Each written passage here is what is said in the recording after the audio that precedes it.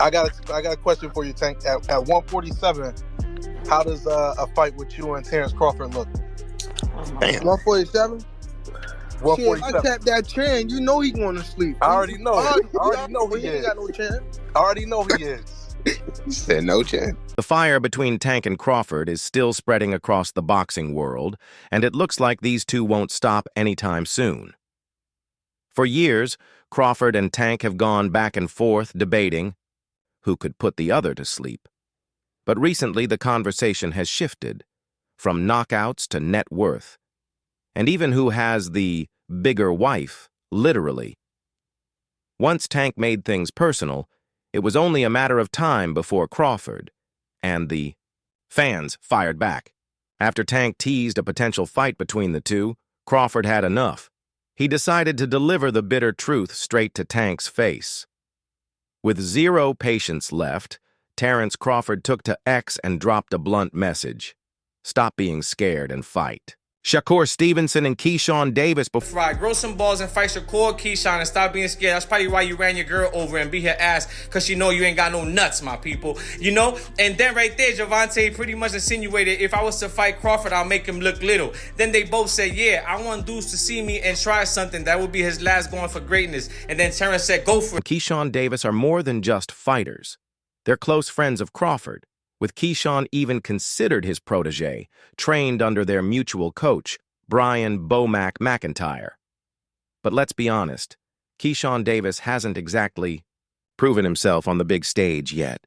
His performances against Miguel Madueno and Nahir Albright were underwhelming, to say the least.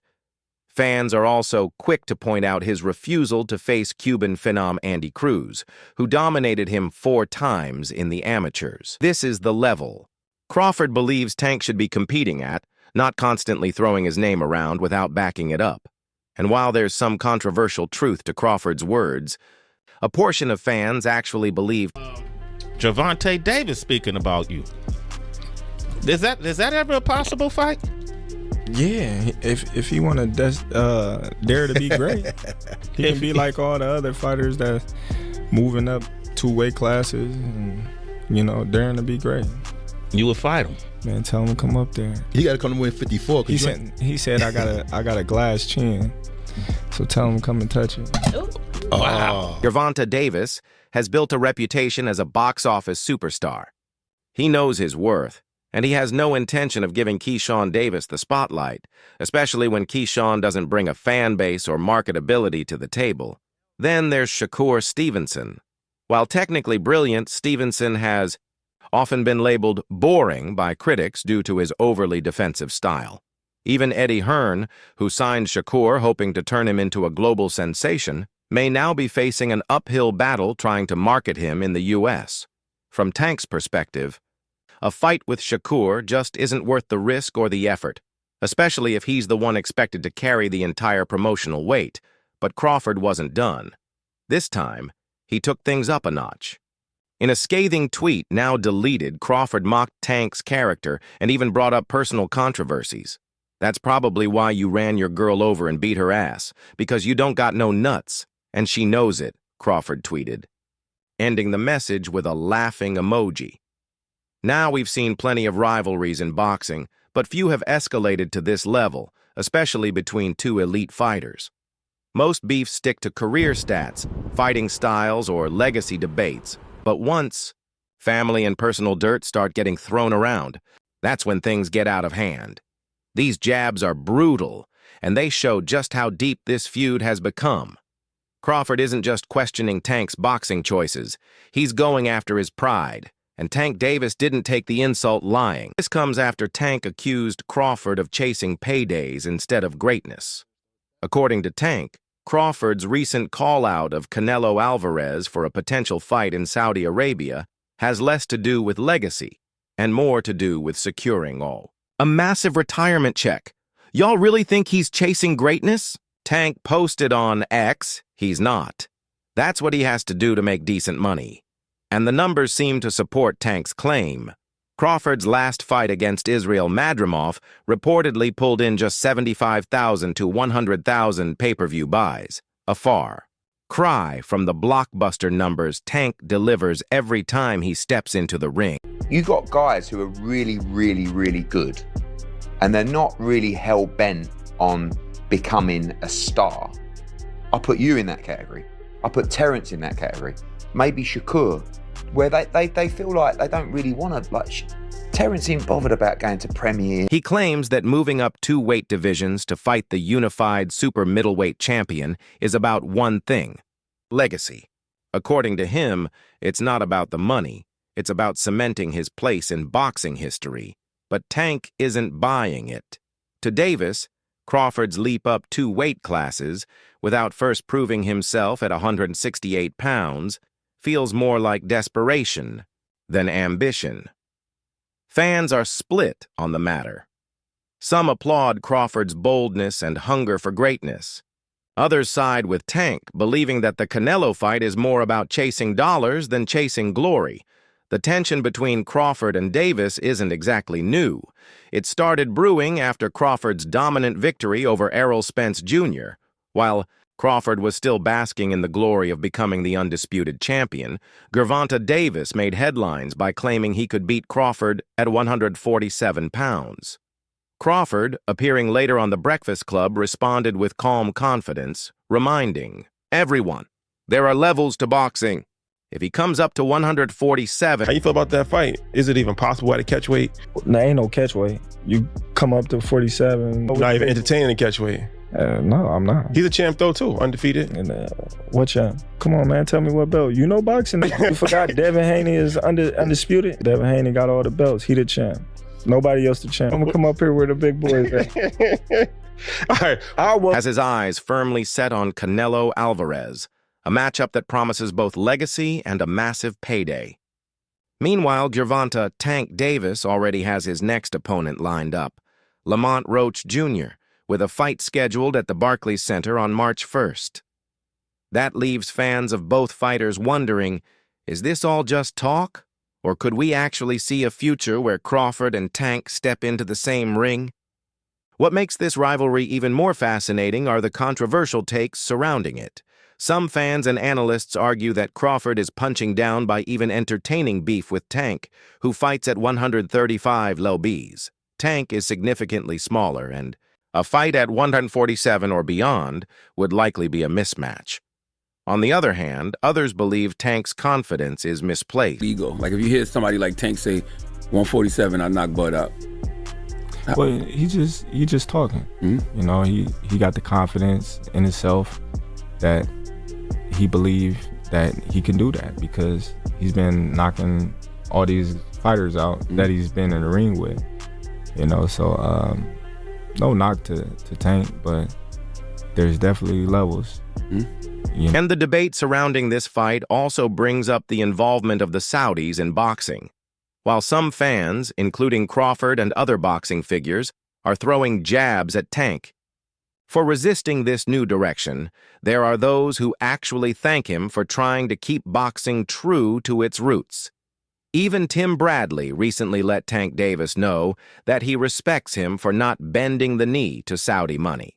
Bradley praised Tank for not following the trend of fighters heading to Riyadh to cash in. Bradley, never one to mince words, openly commended Davis for staying true to himself. That's why I respect... If he want to retire with the career that he got, then go ahead and do whatever you got to do. So I disagree with it. I think it's soft, but that's on him. This is a narrative the sport isn't used to. For years, boxers have chased the biggest purses wherever they could find them, and with Saudi Arabia becoming the new promised land for fighters looking to cash in, from Anthony Joshua's rematch with Andy Ruiz Jr. to Tyson Fury's upcoming showdown, the allure of Riyadh's riches has proven irresistible to many. But Tank Davis is charting a different course, one that has earned him both praise and criticism. Tank's own words on X captured his disdain for the trend. LOL, they have. To go over there to make money and still do. I sell where I'm from, be America. Most people built on a dollar sign, no loyalty at all. Anything popping, you all deal. Why didn't they invite everybody? They invited people they deal with. Stop dealing. Look at that little rat thinking he came up on something. Now tell them all to fight each other since they have a heavy roster. This critique of what many see as a golden opportunity speaks to Davis's deeper principle: self-worth over a blank check. He's repeatedly proven that he can draw massive crowds and generate record-breaking pay-per-view numbers without needing to travel to the Middle East. That's rare in a sport where loyalty to fans often takes a back seat to the allure of financial security. Tim Bradley's recognition of this mindset sets the tone for a growing counter-narrative, where fighters who stay true to their roots are starting to receive more applause. Davis, bad dude. See, what I like about Tank is Tank brings something different. You know, back in the days, everybody had something. Muhammad Ali was a mover boxer, George was a puncher, Ernest Shavers was a puncher. Everybody had something they brought to the table. Larry Holmes had a jab. Mike Weaver had overhand. Now, if you go over there and take back everything you said and kiss the ring too for $150 million, you know. Shakur is over there, and that's why I respect you. You're saying, I don't need Shakur because you don't want to go over there. You don't want to kiss the ring. But if you go back on your word, you're going to lose a big fan, dog. And I'm going to come at you. I'm going to come at you, dog, for real, said Tim Bradley. This commentary resonates deeply with fans who feel that boxing is increasingly becoming a money-driven spectacle, detached from its raw, grassroots appeal. Tank's refute probably in your top 10, maybe even your top 5. Where do you rank Terence, in your opinion? I put him in the top 15, maybe the top 10, because he definitely has the skill of a top 5. Just that he hasn't had the opposition that some guys were able to get, and that's not his fault. He just made one of the best fighters in his weight class look like nobody. That's pretty damn good. Now refusal to engage in what he sees as ring kissing isn't just about the money. It's about loyalty to his base. It's about proving that boxing can still be about pride, legacy, and a connection to one's roots. Of course, not everyone shares this perspective. Critics argue that Tank's stance is short-sighted, dismissing a massive global audience and potentially once-in-a-lifetime paydays. They point to Terence Crawford and Canelo Alvarez, two fighters universally respected for their achievements, who are reportedly aligning with Turki Al-Sheikh for big fights this year. Ryan Garcia and Devin Haney are also rumored to have struck deals, signaling a shift in the sport's epicenter. However, Davis seems unfazed. For him, the Saudi scene represents a deviation from what boxing should stand for, a view that's becoming increasingly rare in today's climate. 405. 405.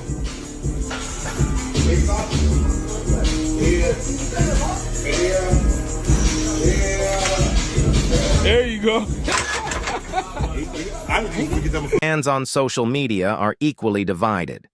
Some praise Tank Davis for standing his ground, calling him a man of principle and a throwback to an era when fighters didn't sell out. Others question his motivations, accusing him of hiding behind morality to avoid challenging himself against the best on a global stage. This debate speaks to the broader tensions within boxing, a sport that's constantly wrestling with its dual identity as both a noble art and a ruthless business. Oh, stop closing up. Gotta let it go. Keep turning, step around. Keep turning.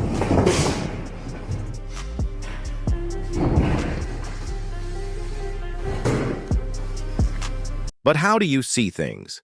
Do you think Saudi Arabia's involvement will have a negative impact on boxing, as Tank believes? Share your thoughts below and don't forget to like and subscribe for more updates. See you in the next one.